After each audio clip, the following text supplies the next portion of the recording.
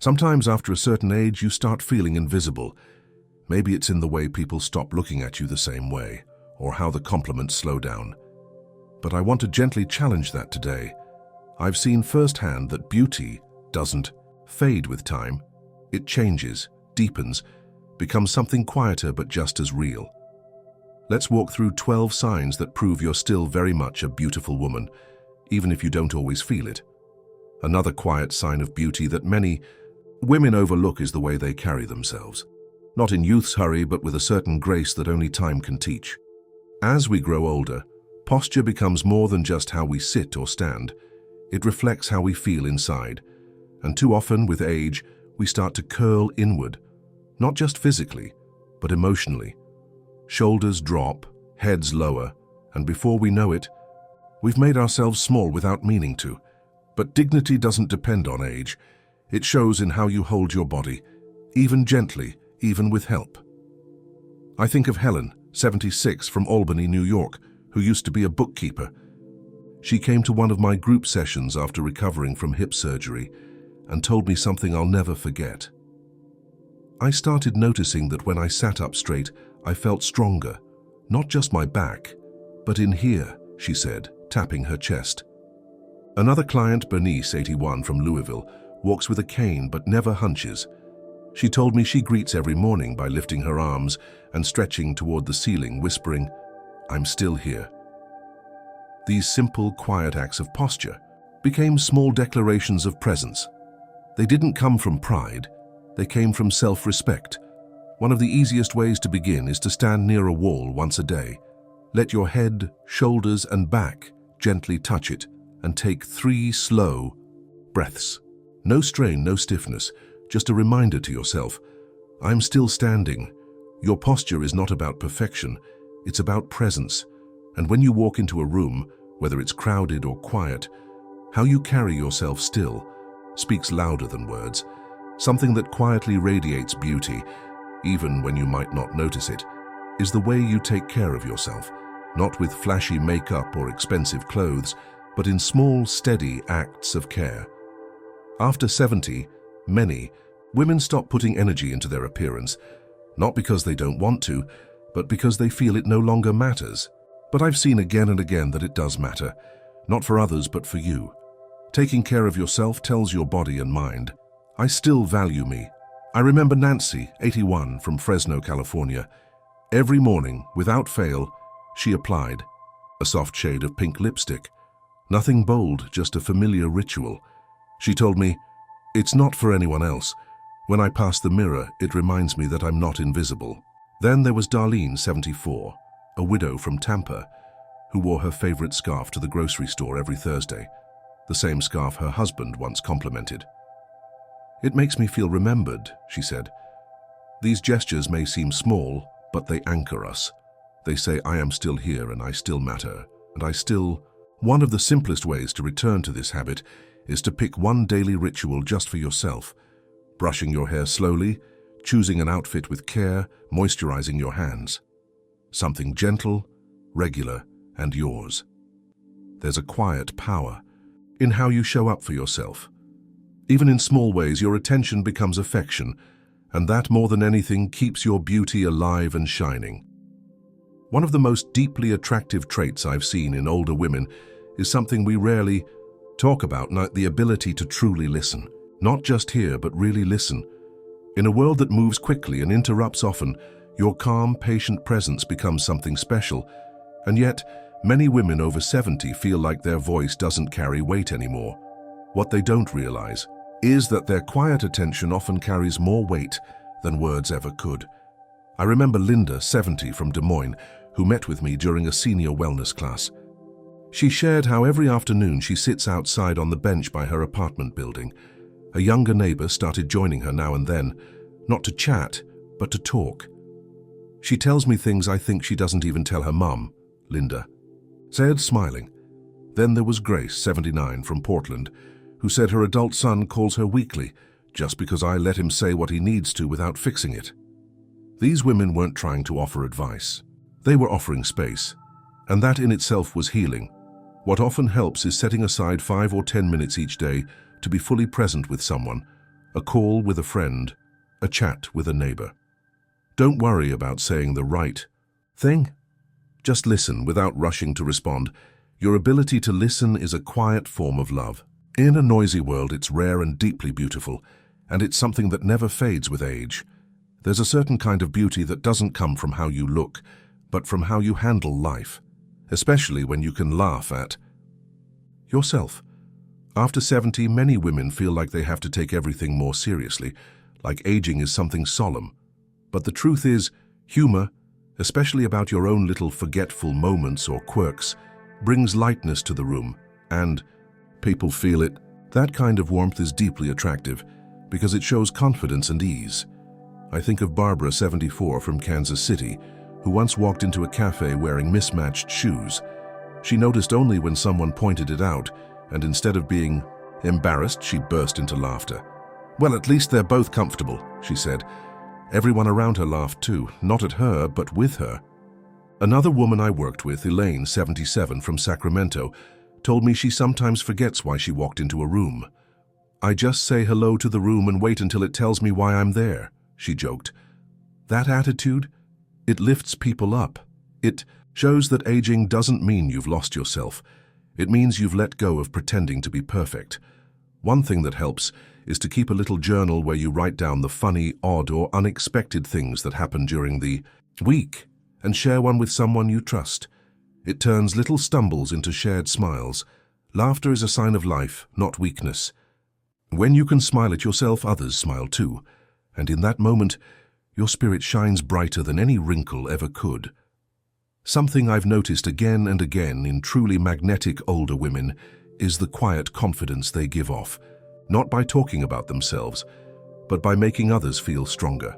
After 70, it's easy to feel like you've moved into the background, like the world no longer looks to you. But what I see is that many women at this stage become silent anchors. For those around them, offering a calm presence that makes others feel safe, steady, and seen. Take Judith, 78, from Minneapolis.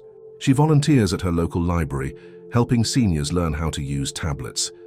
"They come in shaking, afraid to touch anything," she told me, "but once I sit with them, they calm down." Judith doesn't rush or judge. She simply gives people the space to figure it out.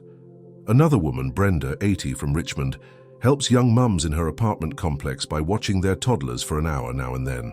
"They say I make it look easy," she laughs, "but I just let the little ones sit on the floor and be who they are." These women don't raise their voices. They raise the room's peace level. One of the easiest ways to practice this is by sharing something you know with someone who needs it, whether it's how to fold a fitted sheet or how to calm a worried heart.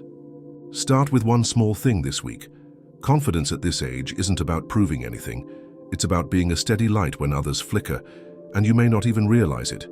But when you show up calm, the whole room stands a little taller. 1. Of the clearest signs of lasting beauty is curiosity, that gentle spark that keeps your eyes bright and your mind alive.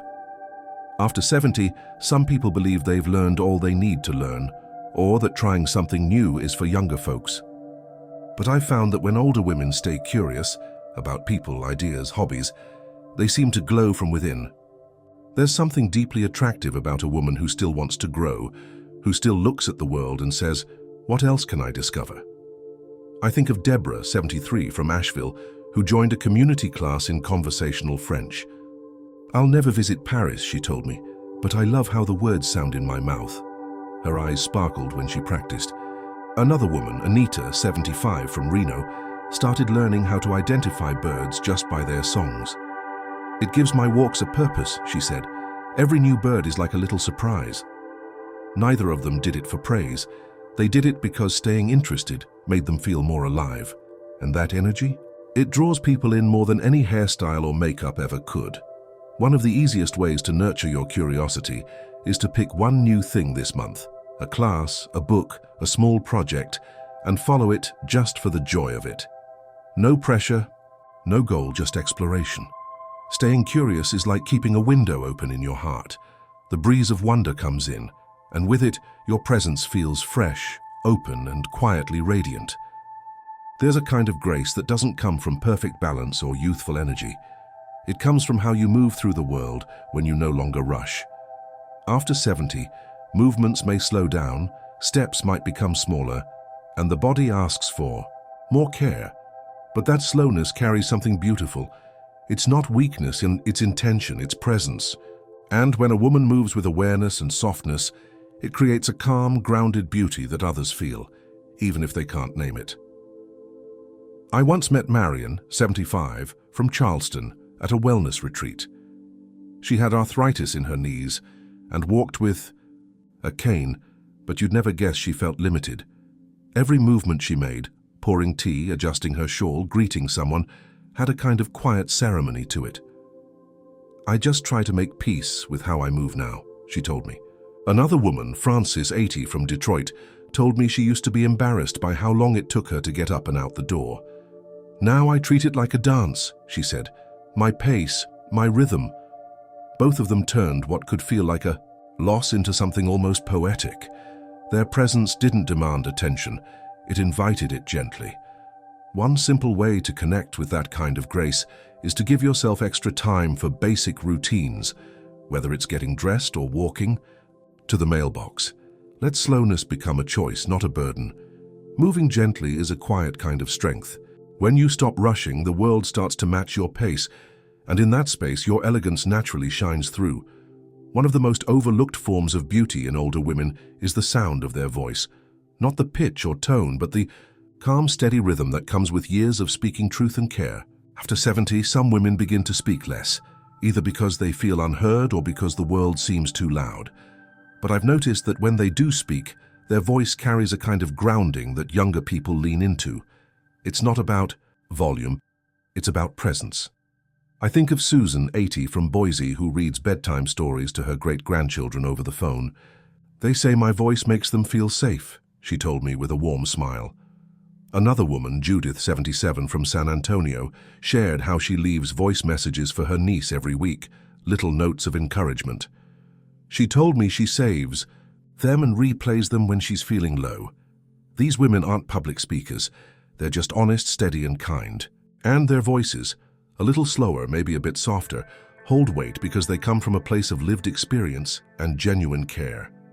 One small way to reconnect with your voice is to read something you love out loud, a prayer, a poem, or even a recipe.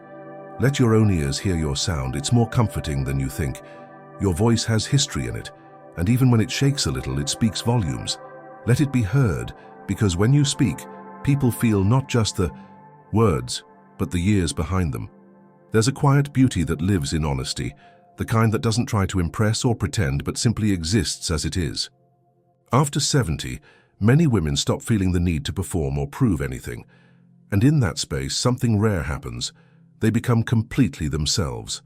And that authenticity, even if it's gentle or understated, draws people in. You don't have to be loud or flashy to be real, and real is what people remember. I think of Grace, 77, from Spokane, who once told me, "I've spent enough years pretending. Now I only do what feels like me." She wore mismatched earrings and spoke softly, but directly, and somehow everyone listened when she spoke. Another client, Teresa, 74, from Atlanta, told me she no longer says yes when she means maybe. "It took me a lifetime to give honest answers," she laughed. These women weren't trying to be bold, they were simply no longer hiding. Their openness became a kind of beauty that had nothing to do with age or appearance. One helpful step is to pause before saying yes or no this week. Ask yourself, is this really what I want to say or do? And if the answer is no, let that be enough. Being true to yourself is a kind of beauty that doesn't wrinkle or fade. It shows up in your voice, your choices, and your stillness, and the world feels safer around someone who's no longer pretending. One of the most beautiful things I witness in older women is their ability to accept others. Not because they agree with everything, but because they've learned the value of letting people be who they are. After 70, you've likely seen enough to know that people grow in different directions, and that judgment often pushes people away. But acceptance? That draws people closer. It's a quiet, warm strength that's hard to find in a world full of opinions. I remember Esther, 79, from Cincinnati, who told me about her granddaughter coming out as gay. I didn't understand it all, she said, but I knew she needed love, not lessons.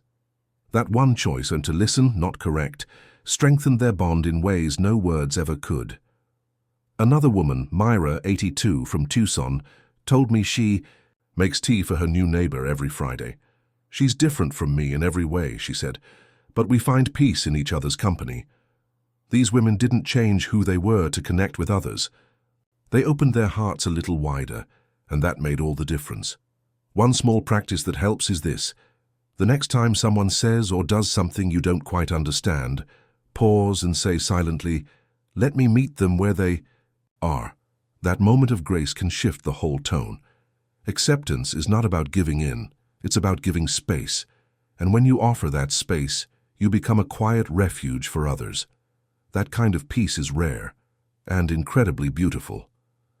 There's a quiet, powerful beauty in a woman who is comfortable being alone, not lonely but whole.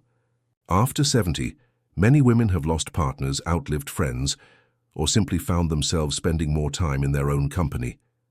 That can feel heavy at first, but over time, I've seen something remarkable. Women who stop fearing solitude and begin to treat it like a companion. They become more intentional with who they spend their energy on, and that choice, that clarity, gives them a kind of calm magnetism. I think of Patricia, 82, from Tallahassee. A widow for nearly a decade, she told me, I used to fill the silence with background noise. Now I let it be quiet, and I actually enjoy my own thoughts. She lights a candle every evening before dinner, even when she eats alone. I do it because I deserve that kind of care, she said. Another woman, Lucille, 78, from Denver, shared how she chose not to remarry. It's not that I didn't have chances, she laughed. I just finally liked my own company too much to give it up for someone who didn't add peace. These women weren't isolated. They were selective, and that choice made their presence feel rooted and intentional. One small way to honor this kind of self-partnership is to plan a quiet moment this week. A solo walk, a favorite meal, even a few minutes of stillness with a cup of tea.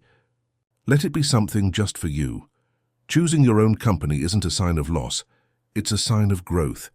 And when others see you at peace with yourself, they're reminded of the quiet strength it takes to stand whole. If any of these signs felt familiar, that's no accident. They live in you even if you don't always see them. I'd love to hear which one spoke to you most. Leave a comment and share your thoughts. Your words may lift someone else. And if this brought you comfort, consider subscribing and tapping the bell. You're not alone, you're still growing, still shining. And life, it's not done with you yet.